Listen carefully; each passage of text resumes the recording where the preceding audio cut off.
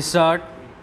Honorable members, urban transport infrastructure is being created to cater to present and future requirements, while developing infrastructure attention is also being given to addressing the challenges posed by pollution.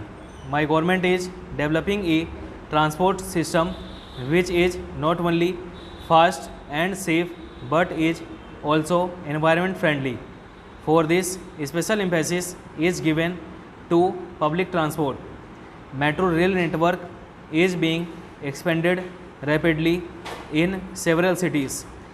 The facility of One Nation, One Card has been launched to realize the dream of seamless mobility. Similarly, electric vehicles are being promoted to reduce vehicular pollution. The network of electric charging stations is also being expanded rapidly. Modern amenities like gas, grid, and i-Wage are being developed at a rapid pace. PNG based domestic fuel and CNG based transportation systems are being developed. In modern India, we are according a special emphasis on production of biofuel. Prior to 2014, about 67 crore liters of ethanol was being blended. This year, we have set a target of about 270 crore liters for ethanol blending. Enhancing the use of blended ethanol will not only benefit our farmers but also safeguard the environment. Future, it will reduce import of petroleum products, thus saving foreign exchange.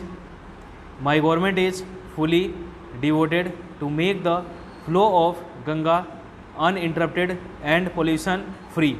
Recently, encouraging evidence of revival of aquatic life at several locations along Ganga have been reported. This year, during the Ardh Kumbh in Prayagraj, the cleanliness of Ganga and amenities provided to the devotees have made news throughout the world. My government has enhanced the dignity and self-esteem of every person who contributed towards the successful organization of Ardh Kumbh by honoring them. Under the Namami Gange scheme, my government will further accelerate the campaign for closure of drains releasing effluents in the river Ganga.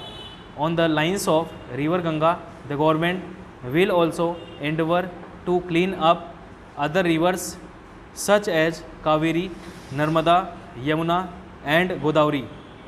My government is making earnest efforts for conservation of forests, wildlife and the environment. In recent years, forest and tree cover has increased by more than 1%. During the last 5 years, protected areas in the country have also increased. In 2014, the number of protected areas in the country was 619, which has now gone up to 868.